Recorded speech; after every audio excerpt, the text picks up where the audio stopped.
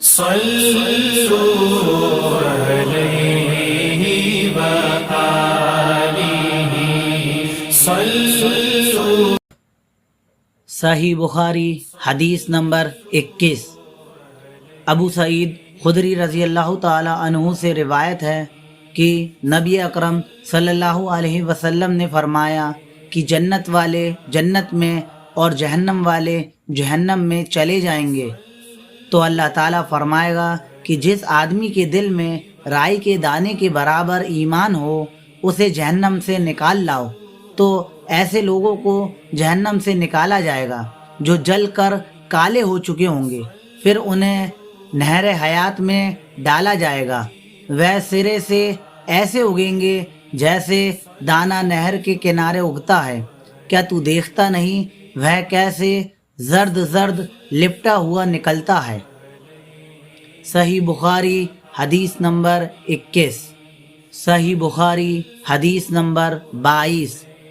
ابو سعید خدری رضی اللہ تعالی عنہ سے روایت ہے کہ رسول اللہ صلی اللہ علیہ وسلم نے فرمایا، میں ایک بار سو رہا تھا کہ خواب کی حالت میں لوگوں کو دیکھا، وہ میرے سامنے لائے جاتے ہیں اور وہ کرتے پہنے ہوئے ہیں، کچھ کے کرتے سینوں تک ہیں اور کچھ لوگوں کے اس سے بھی کم، اور عمر بن خطاب رضی اللہ تعالی عنہ کو میرے سامنے اس حالت میں لایا گیا کہ وہ جو کرتا پہنے ہوئے ہیں اسے زمین پر گھسیٹ رہے ہیں۔ صحابہ اکرام رضی اللہ تعالی علیہم اجمعین نے پوچھا، اے اللہ کے رسول صلی اللہ علیہ وسلم، آپ اس خواب کی کیا تعبیر کرتے ہیں؟ آپ نے فرمایا، دین۔ صحیح بخاری حدیث نمبر 22۔ صحیح بخاری حدیث نمبر 23۔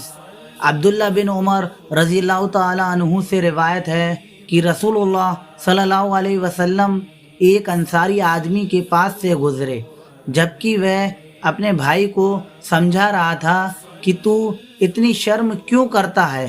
رسول اللہ صلی اللہ علیہ وسلم نے اس سے فرمایا، اسے اپنے حال پر چھوڑ دو، کیونکہ شرم تو ایمان کا حصہ ہے۔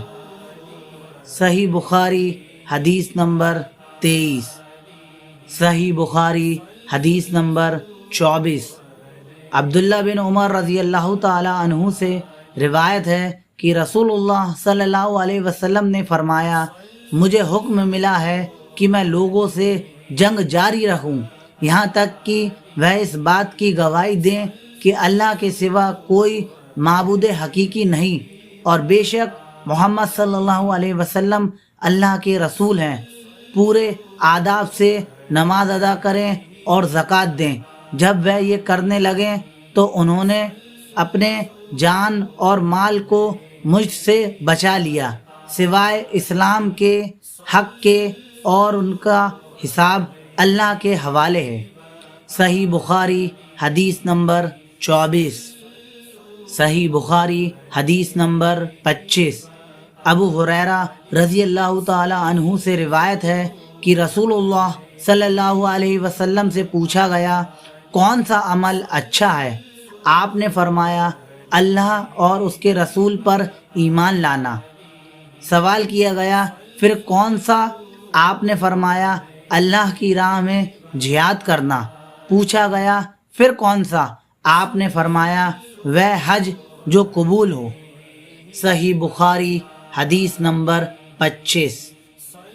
صحیح بخاری حدیث نمبر 26۔ سعد بن ابی وقاص رضی اللہ تعالی عنہ کا بیان ہے کہ رسول اللہ صلی اللہ علیہ وسلم نے چند لوگوں کو کچھ مال دیا اور سعد رضی اللہ تعالی عنہ خود بیٹھے ہوئے تھے۔ آپ نے ایک آدمی کو چھوڑ دیا، یعنی اسے کچھ نہ دیا، حالانکہ وہ تمام لوگوں میں سے مجھے زیادہ پسند تھا۔ میں نے کہا، اے اللہ کے رسول، آپ نے فلاں آدمی کو چھوڑ دیا، اللہ کی قسم میں تو اسے مومن سمجھتا ہوں۔ آپ نے فرمایا، یا مسلمان۔ میں تھوڑی دیر خاموش رہا، پھر اس کے بارے میں جو جانتا تھا اس نے مجھے بولنے پر مجبور کیا۔ میں نے دوبارہ عرض کیا کہ آپ نے فلاں آدمی کو کیوں نظر انداز کر دیا؟ اللہ کی قسم میں تو اسے مومن خیال کرتا ہوں۔ آپ نے فرمایا یا مسلمان۔ پھر میں تھوڑی دیر چپ رہا، پھر اس کے بارے میں جو جانتا تھا اس نے مجبور کیا تو میں نے تیسری بار وہی عرض کیا اور رسول اللہ صلی اللہ علیہ وسلم نے بھی وہی فرمایا۔ اس کے بعد آپ کہنے لگے اے سعد، میں ایک آدمی کو کچھ دیتا ہوں حالانکہ دوسرے آدمی کو اس سے بہتر خیال کرتا ہوں، اس اندیشہ کے پیش نظر کہ کہیں اللہ تعالیٰ اسے اوندے منہ دوزخ میں نہ دھکیل دے۔ صحیح بخاری حدیث نمبر 26۔ صحیح بخاری حدیث نمبر 27۔ ابن عباس رضی اللہ تعالی عنہ سے روایت ہے، انہوں نے کہا نبی صلی اللہ علیہ وسلم نے فرمایا میں نے دوزخ میں زیادہ تر عورتوں کو دیکھا کیونکہ وہ کفر کرتی ہیں۔ لوگوں نے کہا کیا وہ اللہ کا کفر کرتی ہیں؟ آپ نے فرمایا نہیں، بلکہ وہ اپنے شوہر کی نافرمانی کرتی ہیں اور احسان فراموش ہیں۔ ہے یوں کہ اگر تو ساری عمر عورت سے اچھا سلوک کرے، پھر وہ معمولی سی ناپسند بات تجھ سے دیکھے تو کہنے لگتی ہے مجھے تجھ سے کبھی آرام نہیں ملا۔ صحیح بخاری حدیث نمبر 27۔ صحیح بخاری حدیث نمبر 28۔ ابو ذر غفاری رضی اللہ تعالی عنہ سے روایت ہے، انہوں نے فرمایا کہ میں نے ایک آدمی کو گالی دی کہ اسے ماں کی آر دلائی۔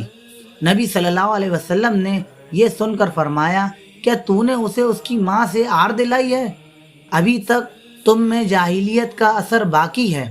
تمہارے غلام تمہارے بھائی ہیں، انہیں اللہ نے تمہارے قبضے میں رکھا ہے، پس جس آدمی کا بھائی اس کے قبضے میں ہو اس کو چاہیے کہ اسے وہی کھلائے جو خود کھاتا ہے اور اسے وہی لباس پہنائے جو خود پہنتا ہے، اور ان سے وہ کام نہ لو جو ان پر بھاری گزرے، اور اگر ایسے کام کی انہیں تکلیف دو تو خود بھی ان کا ہاتھ بٹاؤ۔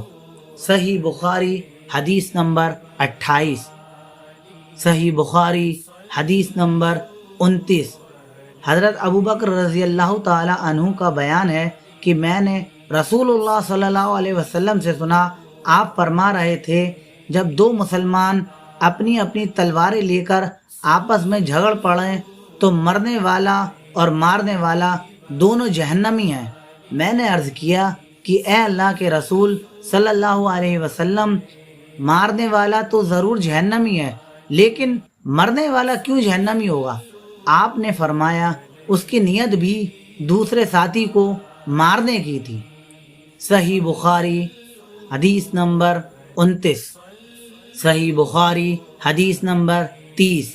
عبداللہ بن مسعود رضی اللہ تعالی عنہ سے روایت ہے کہ رسول اللہ صلی اللہ علیہ وسلم بیان کرتے ہیں جب یہ آیت اتری جو لوگ ایمان لائے اور انہوں نے اپنے ایمان کو ظلم کے ساتھ آلودہ نہیں کیا تو رسول اللہ صلی اللہ علیہ وسلم سے صحابہ اکرام رضی اللہ تعالی علیہم نے کہا اے اللہ کے رسول صلی اللہ علیہ وسلم، ہم میں سے کون ایسا ہے جس نے ظلم نہیں کیا؟ تب اللہ نے یہ آیت اتاری یقیناً شرک بہت بڑا ظلم ہے۔ صحیح بخاری حدیث نمبر 30۔ صلوا